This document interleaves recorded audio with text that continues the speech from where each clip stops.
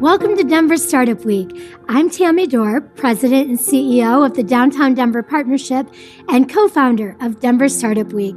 I'm so excited to bring all of these dreamers and visionaries together. Our country was built on capitalism, entrepreneurs drive that, and we could all use a little bit of dreaming right now. We're able to bring Denver Startup Week to this community thanks to our sponsors. Join me in thanking our 2020 Denver Startup Week sponsors. Our title sponsors, Downtown Denver Partnership, JP Morgan Chase, Prologis, and Xero. Our track sponsors who have made all of the great content you're hearing today possible. Battery 621 and the Public Works, Capital One Cafe, Colorado Lending Source, Friday Health, Quizlet, Exactly, Zayo, and Zestful. Our headline event sponsors are bringing the excitement of this week to you. Thank you to Wix, Kenzen, MAPR Agency, Obsidian HR, Kickstart Fund, Promontory Mortgage, Molson Coors, and Comcast. And finally, thank you to our partner and member sponsors. They're all listed on the screen. Please say thank you to these companies as you enjoy our virtual Denver Startup Week. And don't forget, use hashtag DenStartupWeek to share your experience and moments of inspiration on social media.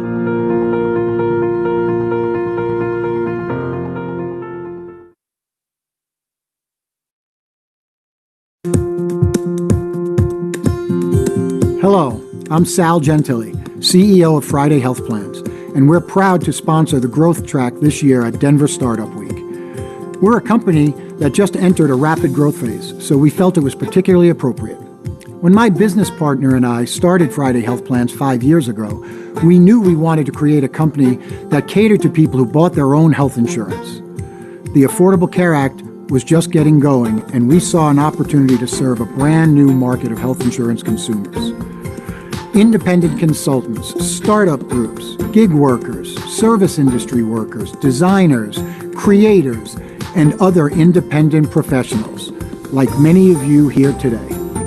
We knew that if we built a health plan that was simple to buy, easy to use, had great customer service, and most of all was affordable, we could compete against the big insurance plans who only focus on serving big companies. After spending 5 years getting into the Colorado market and completing a successful proof of concept, we successfully closed a $50 million round of growth funding earlier this year. We're now about to expand to 3 additional states later this year, hire more than 400 employees to support our growth, and eventually be in more than 10 states by 2025. I wish each of you good luck in your startup and growth pursuits. And as you think about your upcoming health insurance needs, I hope you consider fellow growing startup Friday Health Plans.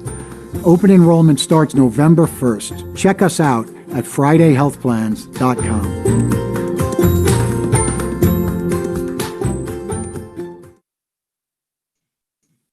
Hello, everyone, and welcome to Denver Startup Week. I'm Jake Cohen, the Growth Track Chair and member of the Denver Startup Week Organizing Committee. I want to thank you for joining us for our first ever virtual Denver Startup Week. If 2020 has taught us anything, it's that we are more powerful when we come together as a community to share ideas and help make each other better.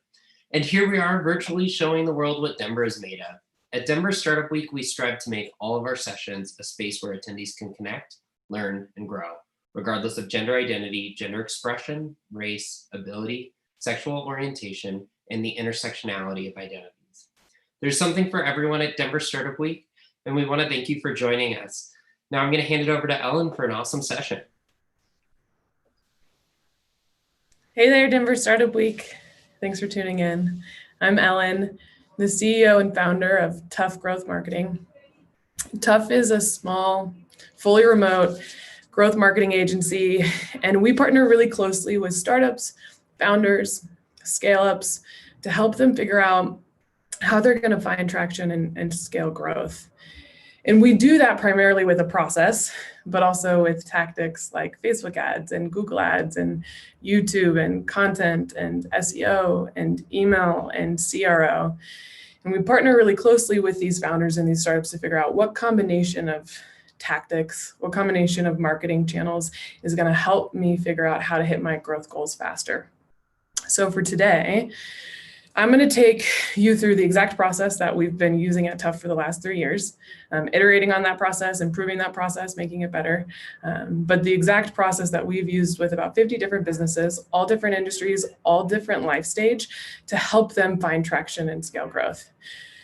For today, you'll see me, I'm gonna stay out of presentation mode, but we're gonna run through some slides. And then I also have a bunch of tabs up here, and I'll show you exactly where to get all this information. You can have access to all the spreadsheets if it's helpful. Definitely resources that everybody can use. To get started, I want to talk about why it's so hard to find traction and scale your startup. Whether you have 0 customers today, 100, finding out how to get in front of the right audience, get them to your product, your website, or your mobile app, and getting them to take an action that you care about is really, really hard. We've been working with companies for the last 3 years trying to figure this out. And I will say in our experience, there's no secret sauce. There's no recipe.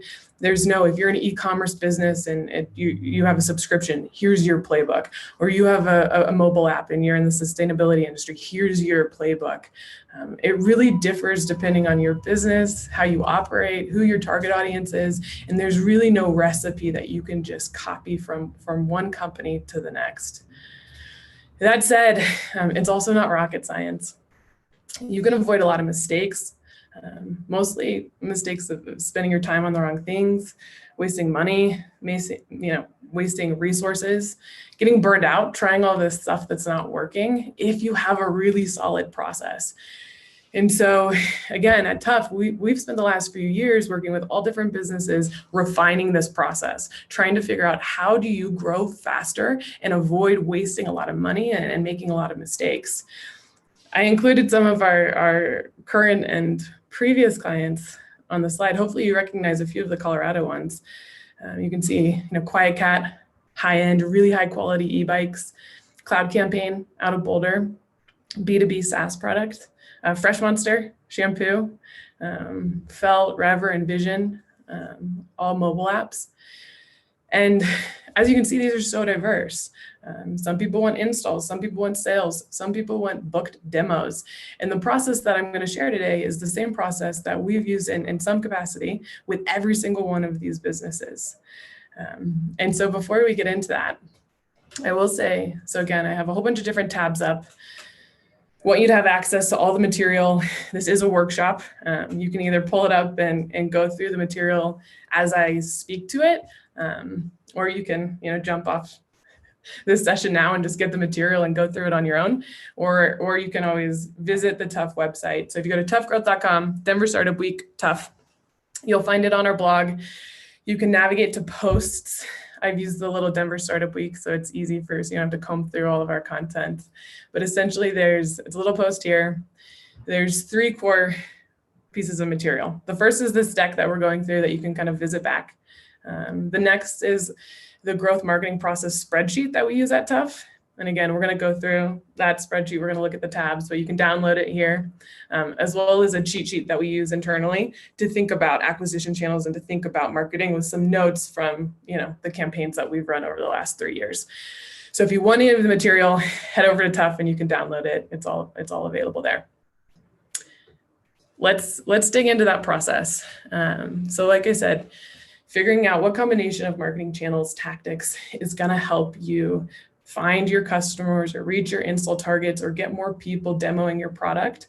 Finding that right combination can be really tricky. If you have a process, you can streamline that. The process isn't going to hit a home run overnight. It's going to give you structure and it's going to help you from running around feeling like you're a chicken with your head cut off. And so there's 3 steps. The first is to fill out the growth marketing framework spreadsheet, which I'm going to pull up. We're going to go through the tabs. You do that first. Then you're going to think about what tactics you want to try out first, whether you're the founder, you're a growth marketer on a small team, or you're just a contributor on a smaller startup. That is going to add more to your bottom line. And that's going to be your game plan. And then the third step in this process is you're going to start really lean. You're not going to try to do all of your tests at once. You're going to pick one or two. You're going to start lean. You're going to scale up anything that is successful, and you're going to kill all the stuff that doesn't work. When you go through this process, what happens is you end up essentially with a growth marketing strategy. And all a growth marketing strategy is a prioritized to-do list of what you're going to work on first, what you and your team are going to work on first, that's going to have the biggest impact on your revenue or your installs or your signups. Whatever that growth goal is, a growth marketing strategy is going to give you a list of action items that you're going to take in order to help you get to those goals faster. The reason this is so important, I feel like can be summed up really well. I love this quote from Dave, the CMO at Privy. And we talk a lot about it internally at Tough with our team, as well as with our clients and our partners. But what Dave says is, he talks about before 10 million in revenue, you don't really need more than 2 solid marketing channels. But it's really easy to chase a bunch at once. And you can spend time and energy and resources and money trying to tackle a whole bunch of different channels and a whole bunch of different tactics. And so when you do that, you don't really get good. You don't get data back. You're not making the right decisions. You don't get really good at 1 or 2 channels to help you grow. Instead, you're spending a whole bunch of time on channels that are not going to work and that your audience isn't spending time on. And I think this is really, it's a great quote, but it brings the question of how do you know what channels are the right ones? How do you know that out of the 10 marketing channels, you found the 2 that are going to be the most successful for your business? And I think that's where the process is really important. It's hard to know right off the bat what channels will be the most successful. And it takes a lot of testing. There's a fair amount of trial and error that goes into that. And so if you don't have a process, it can be really, really difficult to figure out what is working and what's not. All right, so we're going to dig right in now. Now we've finally gotten to the process. 10 minutes into the presentation, we've gotten to this process. 3 steps. We're going to start with the first one. The first step is to fill out our growth marketing framework. It is a spreadsheet. There are variations of this all across the internet. We've kind of put together pieces from all of them that we like at Tough and that we use, and I'm going to go through that. It's called Tough Growth Process. It's a spreadsheet here. Looks like we've got some folks on it too, which is great. You will see information in this spreadsheet. So if you go to the Tough website and you download this, I'm going to leave it populated. I think it's really, really valuable to have an example in here to give you context as how you would fill this out for your own business and team. So there's 4 core tabs. The first one is around customer personas, so your target audience. And then we think about the customer journey. And then there's a tab for tactics and a tab for experiments. We're going to go through the first 2 tabs now, and then we'll jump back into the slide deck and think about how we would fill out the tactics and the experiments. I'm going to start with personas. These are really straightforward. If you already have a business or you're thinking about starting a business, you likely have personas, right? And these can take so many different forms. They can be more visual. They could be in a Google Doc. We put them in a spreadsheet because we like to have them near the tactics and experiments that we're running. And these are straightforward. They're basic. They take about 2 hours for us to build, and they often change over time, especially with early stage startups. You don't know a lot about your customers or your target audience. So a lot of this you have to kind of make up or make your best guess on who you're targeting. And that is so important. And then as you get more customers, as you get more users, you can revisit these and adjust them based on what you're learning. But you have got to start somewhere in terms of who am I targeting? Who am I going after? And so we like to do anywhere between 3 to 5. You probably don't want just 1, and you don't want 10. It would be hard to talk to 10 people all at once. This is an example where we just have 3. And we start out with really basic stuff, demographics. This is easy. Where do they live? What's their household income? Like, what's their responsibilities? What's an age range? Basic information. Then we get into what we call the situation. This is my favorite piece. And I think the most important when it comes to the growth process. This is where you talk about their priorities, what might be a challenge, what's a pain point, and then what objections would they have to your service or to your product. And getting really detailed about what do they care about is gonna help you think more critically about what channels you can afford to be on, what channels you should be on, what type of tactics are gonna resonate with your target audience, what ad copy you should write, what does your value proposition look like? So spend time getting into the head of your target audience and put it down on paper. What do they care about? What's the challenge? Why would they say no to you? Put that stuff in the spreadsheet. We also then dig into sources, more about where do they spend their time. And then I like to pull quotes too. Sometimes we can find these from forums. Sometimes we make these up. But again, you want to have a really clear understanding of who you're targeting. Otherwise, it's going to be impossible to put together a growth marketing strategy. The next tab in here, once you've filled out your personas, you've thought about your target audience, is your customer journey. So you've seen this funnel probably in a variety of different ways. Sometimes it's a loop. Sometimes it's a straight line. Sometimes it's just people moving down a funnel. It's all about how do you get somebody to know you, and then how do you get them to like you, and then how do you get them to trust you? It's building a relationship with the people that you care about. That could be potential clients, that could be potential customers, that could be users. It really doesn't matter, but it's about how do I get my company, my startup in front of people and then nurture them down this funnel. I'm going to go through these to provide some context because I do think the personas are straightforward. It's very easy to wrap your head around. Okay, I've got to nail down who I'm going after. I cannot be broad. That needs to be specific. But this is where I think it gets really juicy. So at Tough, we like to think awareness, consideration, decision. There's definitely steps in between here, but I think just keeping it simple with your 3 buckets is really important. And I'm going to go through these. I'm going to just at least the top part. For this particular spreadsheet, to give you context, so this all makes sense. This is a company out of Longmont, Colorado, and they do van rentals. So custom van rentals. You can rent the van. You can go on a big epic trip throughout the U.S. It's great. And their biggest priority was like, how do we get more people to book van rentals with our business? So we jumped into the awareness tab and we think about, okay, what's the description, what's the motivation, what's the question, and what's the action? In terms of the description for this particular company, it was like, all right, they've been sitting around in Denver. They've been filling up their weekends, not hanging out with friends in this era. They've been sitting at home. They feel a little bit cagey. And they're like, what could we do that's safe on the weekends, that's, with everything that's going on, how do we put some adventure into our lives given all of the craziness of the world? So a motivation might be they want to disconnect, they want to spend like a fun 3-day weekend doing something different.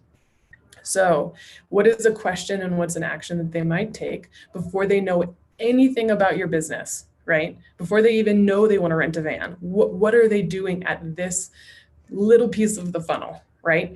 So a question they might ask would be, what's something unique we can try? We're eager to do something different. And an action that they might take in the awareness stage before they know anything about this business would be jump over to Instagram and just start scrolling around to see what their friends have been doing, what trips inspire them, etc. And so then they'll move to the consideration phase, right?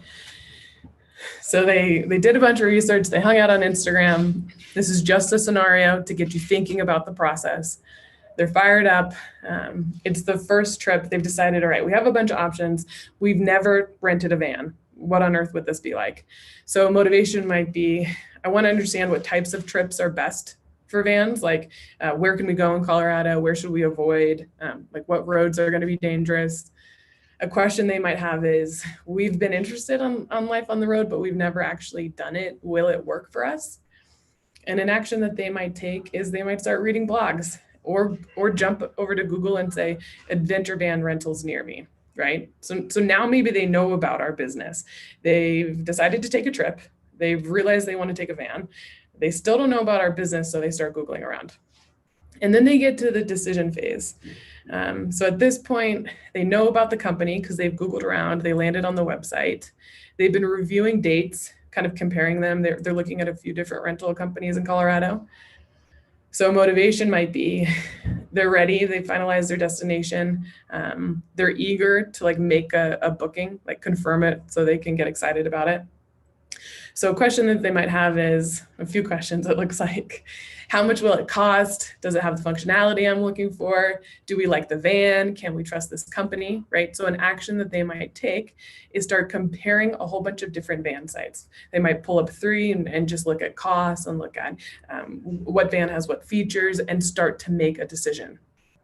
Okay, perfect. So that's kind of how, and we could do this for any business. And this is just a scenario. This is not saying this is the exact path they take every time, but it gets us in a state of mind to start thinking about marketing tactics and channels at every single stage of this journey. And sometimes, for example, B2B, this might be a really long path. Or if it's a mobile app, this might happen in an hour. This might happen very, very fast. So this process, this funnel can go quick, but it can also be very long. The bigger thing is thinking about what marketing tactics are we going to run at every single stage to get in front of these people. So then we have another bar here that kind of maps back to those stages. And we start thinking about marketing channels and tactics at each stage. Again, these aren't final. This is not the playbook to say, okay, we're going to run these. It gets our team thinking about what channels are going to be most effective when. So we kind of have the channels broken down into categories: paid, partnerships, content SEO, affiliates, referrals, sales, social, events, and then product, if that's relevant. So for example, in the awareness stage, some of the marketing tactics we might do is, get a mention in an email. We talked about 2 parts. Again, this company is local to Denver. We knew that a lot of these people would be in Denver. 2 parts is a popular newsletter. We're like, maybe we can get a partnership there. Sales. We were going to email anybody who had booked with us before and announce the new rental business and offer a discount code for referrals. We were going to hold an event. This particular company has beautiful vans. We would do it virtual now and take people through tours of the actual van. And then we were going to launch the rental site on the website. That hadn't happened yet. Then in the consideration phase, some of the things that we were going to do or thinking about doing, we were like, okay, we could run some Google campaigns, some search campaigns for anybody in a very specific location that's searching for camper vans. We could dedicate a page on the website to each of the van, kind of explaining the stories behind the vans, the trips that van had gone on, et cetera, to give some people some inspiration. Again, in this consideration phase, they're still kind of thinking about their trip. We could add a CTA to the booking page where people can get real-time tours. So they could call in and say, hey, I want a tour of that particular van, answer any questions. Again, they're still in the consideration phase. They haven't made a decision. So we're trying to put information in front of them to help them do that. And then in the decision phase, the last step, some of the ideas that were in our head in terms of marketing tactics and channels, we're like, okay, let's think about retargeting anybody who's come to the site and let's offer them 10% off their first booking. We know they're ready. We know that they're looking at options. They're comparing us with competitors. Let's get back in front of them. We were going to establish a referral program. So, give 50, get 50 after they book to incentivize that booking. And then do things like on the product side to let people invite others to their reservation, right? So if they're taking a group trip or other people are coming, letting them share that very easily. This isn't the plan that we moved forward with. And again, even all these tactics, it's a lot to digest. I think the big takeaway on this is to get your head in a place where you're thinking about where is my user, what's their thought process, what are their motivations, and then how can I come up with really strong marketing tactics and be on the right channels to speak to them and move them down the funnel. Okay, I'm going to jump out of this spreadsheet and back into the presentation, and then we will fill out these other 2 tabs. Step 1. Now we're on step 2. This one's a biggie. You've got to pick the right acquisition channels to test. There's a lot of channels, there's a lot of tactics, and you don't want to spend your time on the wrong ones. It can be a big waste of money, but I think what I've seen more so is a big waste of time, and it gets exhausting, and you're running all these failed experiments, and it's hard to find any momentum. And so now that you kind of have your growth process spreadsheet, in order to pick the right channels and to think about tactics, you have to understand them all. And again, it's really not that overwhelming because you have this process. And so in order to understand them all, you really want to think about marketing acquisition channels in 3 ways, or at least this is how we do it at Tough. We think about volume, how many people are on that channel, targeting, is it easy to get in front of the people that I care about? So then when you think back to that spreadsheet, like that's why we spend so much time on those target personas. Can I get in front of those people in my spreadsheet? And then we think about cost or CAC. How expensive is that channel? Can I afford to even be on that channel? I'll go into details on all of this as well. So in terms of volume, really straightforward, probably the easiest.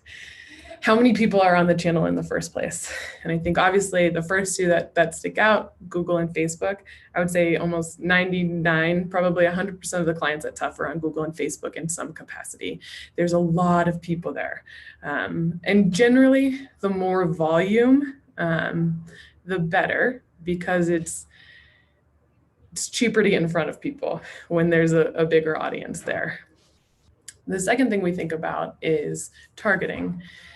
How easy is it for me to get in front of the exact people who will buy from me or install my app or become a lead? Sometimes it's really hard on particular channels to get in front of the right people. And so you can waste a lot of time. Like a good example, like it's a silly one, but if you sell dog food, you wouldn't run LinkedIn campaigns because you can't target dog owners on LinkedIn. So you'd be just casting this massive net to some people that don't even, own dogs. And so you really want to think about, for every single channel, how easy is it to get in front of the people that I care about? And there's really only two core types of targeting. We've got our big Broncos fan here. I'm more of a Chiefs fan myself, but we'll use the Broncos dude for reference. And the first type of targeting is what we think about as discovery-based targeting. Can you get your ad in front of somebody? You put it in front of them. They aren't searching for you. They aren't looking for you. You interrupt them, or you put something of value in front of them. And they discover you because of an ad. So this would be like Facebook, Instagram, LinkedIn. You put in a set of criteria and you put your ad in front of them. The second type would be intent-based targeting. They have expressed intent to buy or do something. So this would be like Google or Bing or YouTube. They've decided, they have made a decision that they need something and they're looking for an answer. The last kind of criteria when it comes to evaluating channel selection, it's really how expensive is it? So again, I'm using CAC, so cost of a customer in this particular example, but you could do this for any of your growth goals. So maybe it's a CPI, cost per install. Maybe it's just a CPL, cost per lead. Maybe it's a cost per sale. You have to think about, how much money can I spend to get somebody to actually do something that I care about? Whether that's install your app, demo your product for the first time, call your business, whatever that action is, how much money can you afford to spend to get that person to do it? And different channels are more expensive. And so if you're not charging anything for your product or your service, there's a lot of channel, you can't really do paid advertising. If your product or service is very expensive and your LTV is high and your churn is low, you have way more options available. And so thinking about how you've got to get to that number. What is the minimum achievable cost that I can, or amount that I can spend to get somebody to do something? At Tough, we call it a cheat sheet. Most of this is just in our brain these days from running hundreds of campaigns for a variety of different clients. But again, we call it channel benchmarks. And you can jump into this. And essentially, we've just listed the channel or channels that we have experience on. And then instead of doing a CAC, just wanted to give you some reference on a CPC, an average cost per click. So how expensive would it be to get traffic from this particular channel? And I think that's really helpful. Just if you don't have a big budget, you can really think about, where's my audience? And then how much money do I need to actually get a significant amount of data or traffic back? And then we have volume, targeting, who should test it, and then maybe just like notes for our internal purposes that could be helpful. So I'll just go through one. I won't stress this too much, but the first one would be YouTube, YouTube advertising. There's a lot of different ad formats. The cost per click on YouTube is pretty high, like $2 and over $2. And if you kind of compare that to these other channels, you'll see that seems expensive. a cost per view is very cheap, probably like 1 cent on YouTube, but actually getting somebody off of YouTube and over to your site or what have you can be expensive. The volume is high, which is great. There's a lot of YouTube users and viewers, and it's growing very fast. And then in our experience, it's like, this is a great test for companies with like a very niche audience, or maybe big brands with big budgets that are really just focused on awareness. Like a note for this channel would be that you need super strong video assets. Again, just like to think about a cost and to think about an entry on a channel, trying to get all the details right to be like, could I even afford to be there? And is my audience there? All right, back into our lovely spreadsheet. Presentation. Now you've kind of thought about, all right, I know who my target audience is. I've thought through their customer journey. I have a way to evaluate channels and can think more critically about where I should spend my time. Now you've got to identify your tactics. A tactic is just a test that you run on a particular channel. And this is the most creative part, I would say. And this is where you're going to have a bunch of ideas. And I'm going to share some tactics. I think I have 15 in here, just to kind of illustrate what a tactic can be and show you how many there actually are. Like when you look at the marketing acquisition channels, that sheet only has like 15. And then when you compare that to your audience, you might be like, only 3 of these are relevant. Tactics are pretty endless. You could run 50 different tactics just on Facebook. So that's where again, you can't do all of that at once. So being really critical about the tactics that you do move forward with becomes important. Okay, so I'm going to share some tactics. These may not be relevant for your business, for your team. They're just simple tests to kind of illustrate, and some of my favorites as well. So we'll jump into them. So the first one, an example of a tactic that you could do would be create SEO optimized landing pages for specific searches. So what this means is that if you have a business that people Google for, they're searching around for, what are those keywords and what are those phrases? And then how do you add content and pages to your website to make sure that you're dominating that keyword? To illustrate this, I have 3 examples. It's very common growth marketing practice. We do it at Tough. But essentially, again, and you can kind of see here, it's a little small, but I've even on this, I've thought about, okay, what stage would this be in? And then what channel? The stage of this tactic would be in the awareness and the channel would be SEO. And a good example, AllTrails. Got any hikers on the call? I'm sure we do. AllTrails. You can go to the bottom of their website and you're going to see all of these pages that are like, hiking trails in Colorado, hiking trails in Missouri, hiking trails in California, right? And the reason that they're doing that is because they know that that's what people are searching for. And so they're going to rank really high organically on Google and get a bunch of traffic from those search terms. Another great example of this strategy or this tactic would be HipCamp. HipCamp's kind of like Airbnb, but for amazing outdoor space, camping, glamping, yurts, cabins, and they've done the exact same thing. So this is the bottom of their website. They have a whole bunch of pages, and you can see it's like camping in California, camping in Oregon, camping in Pennsylvania, and then even at the they go a layer more granular than that.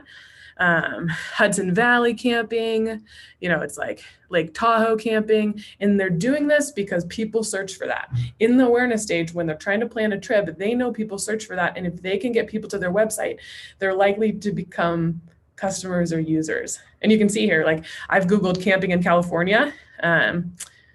The parks website comes up first, which you would expect, and then they're number 2.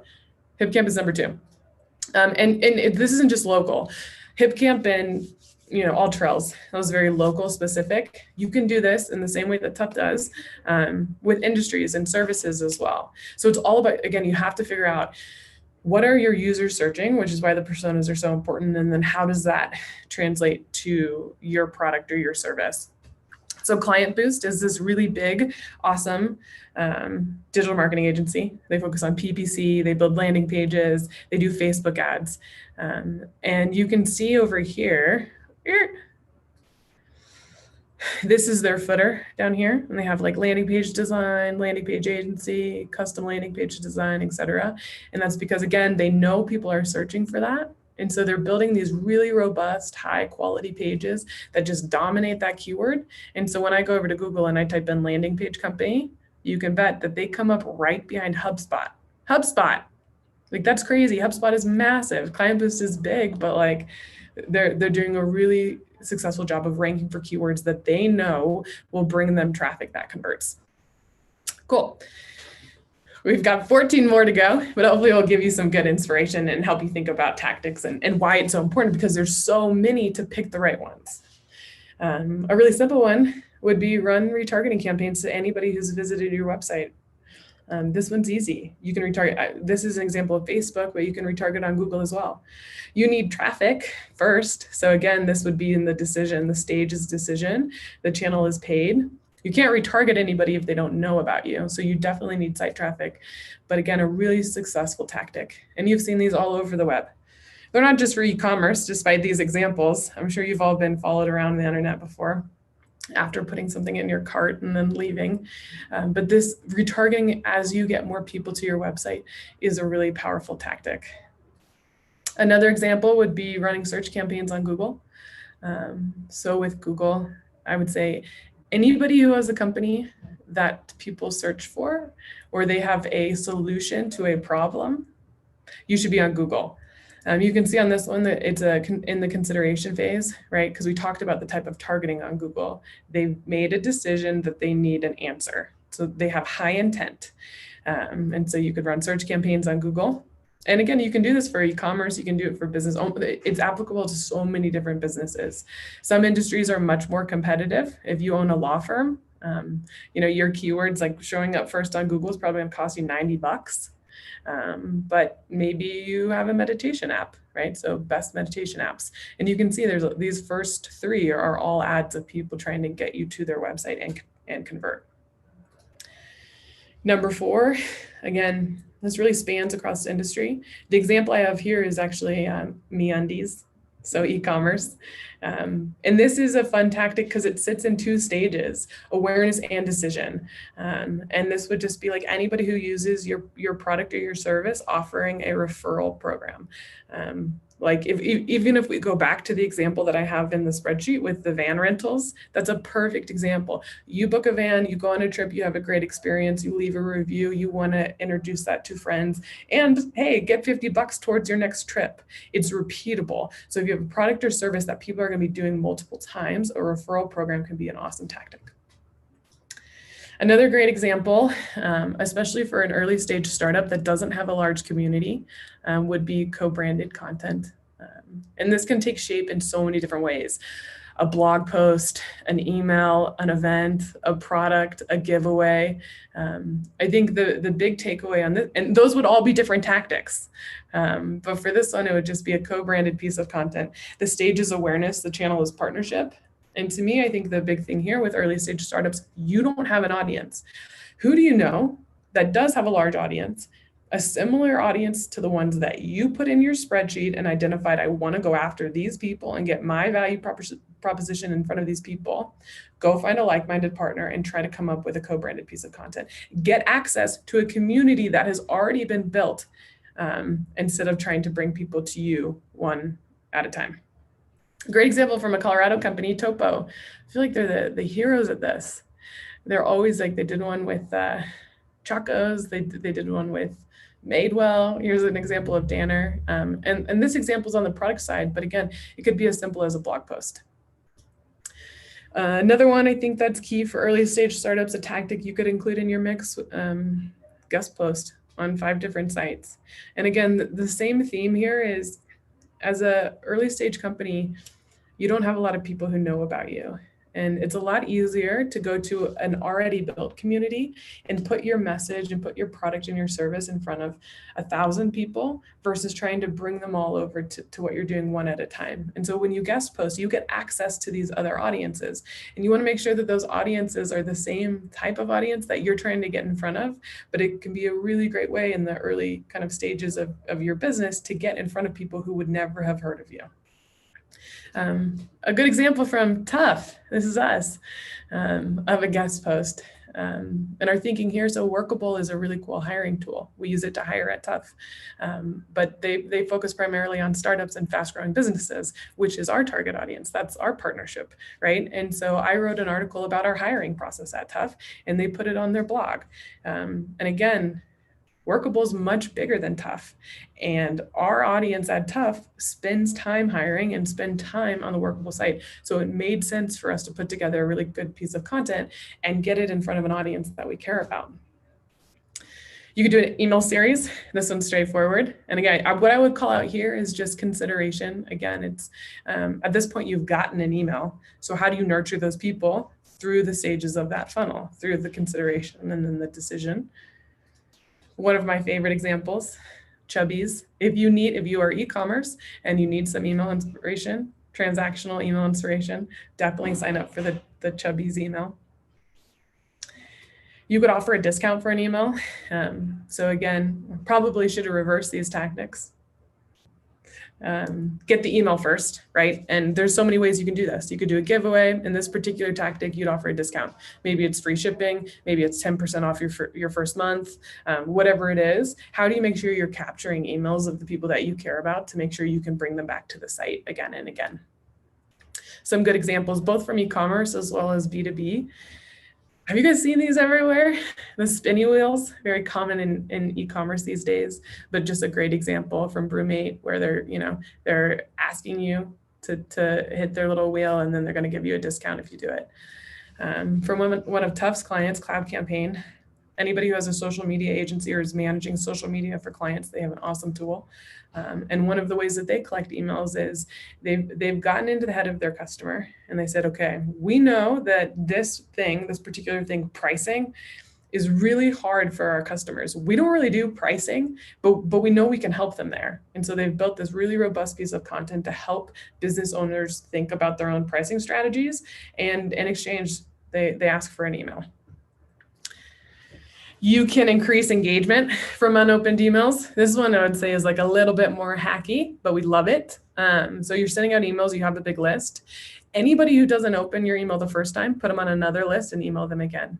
Really simple, really low effort. And oftentimes people didn't open the email just because they're busy. I mean, look at your own inbox, there's lots of emails. And so sometimes it's not just because they didn't want the email, it's because they didn't get to it. And you can kind of see from these examples, like you can really increase the number of people who engage with your emails with a tactic as simple as that. I'll keep moving through here. I know we're getting a little lengthy. 10, you can respond to ask a reporter questions. So HARO, it's a free service. It provides journalists a place to ask questions and you're able to respond to those. This is one of like the oldest, like growth marketing in general, this process, people have been doing it one way or the other for years. It feels a little newer, this idea of growth marketing. It's been around forever. HARO has been around forever. And it's a really good way for your business or your startup to get links, right? So to get backlinks, which is a key thing for SEO, as well as just get out there and get eyeballs from new audiences. So here's kind of what that looks like. You get emails in your inbox, journalists asking questions, and you have an opportunity to respond to those. And you can see it works. Here's an example from John. John's a growth marketer on the Tough team. He lives in Denver. He responded to some questions about PPC audits, and you can see he got picked up and we got a link. That's toughgrowth.com. Or another example, Chris. Chris is a PPC strategist at Tough, and he responded to another PPC question and got picked up and we got a link, right? And over time, that can be a very effective strategy. You can do a roundup post. So easy. You could do one right now while you're listening. A roundup post, again, the stage is awareness, the channel is content. And this is where you take a bunch of people in your industry or on a particular topic and you put them on like a top 10 list or a top 15 or top 21 list. This can be a great way to drive traffic to your website. It's an SEO strategy. It's a content strategy. You can kind of see this. There's countless examples. And it looks like this is my last tactic. Perfect. But like here, this is from a company called No Good. They're a similar type of company to Tough, and they do this all the time. You could jump on their blog, and I think every single post is a list post. So 25 best Shopify agencies in 2020. Let's use some other examples like the van example, right? The 7 best van rentals in Denver.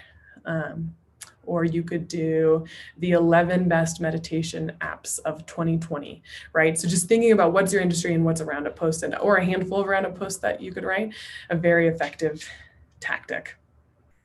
I talked about 11, but tactics are really endless, and that's where you can get into trouble. You have a lot of great ideas, you know who your audience is, and you're anxious to get in front of them, and you're ready to get data, and you're ready to show some growth. And so that's where we hop back into our spreadsheet. And we're going to look at the other 2 tabs. Tactics backlog. This is where we get to put all of our ideas down on paper. Whether you're a solo founder or you have a team, you can use this space to just ideate, to put down ideas of things that you want to do to hit your growth goals or to get in front of people. And you can see we have the idea, we have the hypothesis, we have the stage, the channel, and then 2 new things that we haven't really talked about yet, but are really critical: impact and ease. And this is just your best guess. It's an assessment. It's not an exact science, but it's basically a way of being able to evaluate all your tactics and say, how hard is this going to be? But what do we expect the return or the outcome to be? And again, we talked about a growth marketing strategy is just a prioritized to-do list of what you're going to do first based on what's most likely to have an impact on your business. And so having a framework to think about, is this worth it? We have limited time and resources. Should I move forward with this tactic? And a lot of times the answer is going to be no. A lot of times it's going to be yes, and you're going to do that tactic and it's going to tank, and you're going to pick a new one. And then you might find one that is really successful because it takes a lot of trial and error, but you have to have a framework for evaluating what you're going to do. Otherwise, you're going to get burned out. So the way that we would fill this out, again, we would have like, what's this really specific tactic? And then what do we think the hypothesis is, and then impact and ease. So just to illustrate for one of them, we're going to run search campaigns on Google targeting Colorado camper van rentals. So pretty specific. And then our hypothesis here is like, Google Ads is very expensive. We know that it's competitive, especially with Outdoorsy, who's like obviously the national player when it comes to rentals. But we're going to start with 5 long tail niche keywords that are related to rentals. And while we think these clicks are going to be more expensive, we think that intent is worth it. And it would be in the awareness stage, it would be paid. Impact would be 8 and ease is 3. Like, that's a pretty good matchup. Setting up Google Ads, if you know how to do it, is not that difficult. And so for a team like Tubb, the ease would be 3. We can get that rocking and rolling. And we do think the impact is pretty high. On contrast, like, let's go up to idea or tactic, this one in the first row or the second. The idea would be like those SEO optimized landing pages that we talked about. The more landing pages you create, the more gateways you have for people to find you.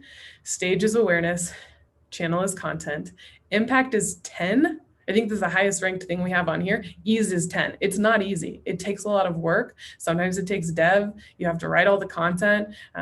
It's a lot of work. It takes a lot of time to kick in, but the impact is big. So again, it's really just about giving yourself and your team a way to think about which ones are you really going to move forward with. And that's where you get to this very last tab. This one's blank, but this is where your experiments. So again, you'd put a bunch of tactics. Oh, we got some highlights in here. I think we had 24 to start with, and you can treat this as rolling. You're not always going to be in a stage. You're going to find some that work, and you're going to start hitting your goals. And so you won't like use this for years. You're going to reach a new phase of growth where you don't need a way to think about tests and experimentation quite like this. But at first you can kind of treat this as like, anytime you have an idea, drop it in here. Anybody on the team can do that. And then pick experiments, go through your list and identify the 3 to 5 that you're going to execute that month or that quarter or that year. Experiments have different lengths. I think at Tough, our guiding principle is always trying to think about how do we make sure we have some quick wins in there, while we also have some experiments that might take 3 months, but that we know are going to pay off. And sometimes we'll run a tactic, say Facebook retargeting. for a week. There's no right amount of time. You don't want to turn something off immediately before you get data, but sometimes experiments can be really long. So in this spreadsheet, these would be kind of active experiments. You'd write down, what that tactic is, what the hypothesis is, stage, channel, who's owning it on your team, what the status is, what the start date, results, notes, any related material. And again, it's just like a place, you don't even have to use this tab. We don't always use it at Tough, right? We use other project management tools, but it's a place at least to see, what have I tested? What have I learned? What am I going to keep doing? And what am I going to kill? And a great place, especially if you have a team, to kind of centralize your growth efforts. And oftentimes we'll pull this piece into a Google Doc, so we kind of have a really clear indication on what we're working on. We've got 10 minutes. Oh, I got a good yummy, it's almost, well, not quite lunchtime, but my stomach is growling. We do have one last couple slides to end on. If we can tie this into a little bit of a bow here in terms of why we're even going through this process. We look back to kind of that Dave quote, right? That it's a common mistake for startups to chase 100 different tactics, 10 different channels. And if you do that, you're going to spread yourself thin. You're going to waste a lot of time and a lot of money, and you're going to become the Cheesecake Factory with this like crazy menu of all of this crap. And what you want to be, this picture, I hope some people on this who are watching this recognize this photo, but you want to be the burger. You want to be really, really good at one or two things. This is Rocky Mountain Taco, and they're really good at the burger. And you want to strive for that. You want to get to a place where you can throw this growth process spreadsheet out, because you have gotten yourself quickly to a place where you say, here are my channels, here are my tactics, now let's go. Let's put some fuel on this fire and let's scale up very quickly. It takes time to get there, but with this process, you can do that. 3 steps: you fill out the growth marketing framework spreadsheet. You identify the tactics that you're going to try out yourself, more to your bottom line. And then the last thing that I kind of voiced over, but I would say applies to this, is start lean. Don't try to run too many tests at once. Figure out very quickly which ones are going to have legs and then which ones you want to kill. I'm going to wrap it up. It looks like I have questions. I'm not sure how to, I'll see if I can take a peek at those in a minute. If you have any questions, like I said, if you jump over to the Tough blog, you can find all of this material. You just go to blog, you go to posts, and then you'll see this guy right here. It has everything that we've talked about. You can also follow us on YouTube. We have a cool YouTube channel, the Tough team here, where we haven't in a bit, but we try to share experiments, tactics, like real life things that we're running for clients or for Tough. And then last but not least, if you're out in Eagle, that's where I live. If you're out in Eagle, come say hi to me. I work above the Boneyard, and we can have coffee at Color, or we can go on a bike ride. The trails out here are truly amazing. One of the things that makes Colorado so great. That is it. We did it. Holy smokes. Let me jump into, I don't know if I can look at questions. Let me stop sharing for a minute. Oh, yep, there's a few in the chat. I think we covered all of those. Is there anything anybody else would drop in there? I'll take a screenshot so I can follow up with you guys one-on-one. You can always find me linked on LinkedIn too, but appreciate the time. Hopefully this was helpful. Any questions, give our team a shout. Happy experimenting.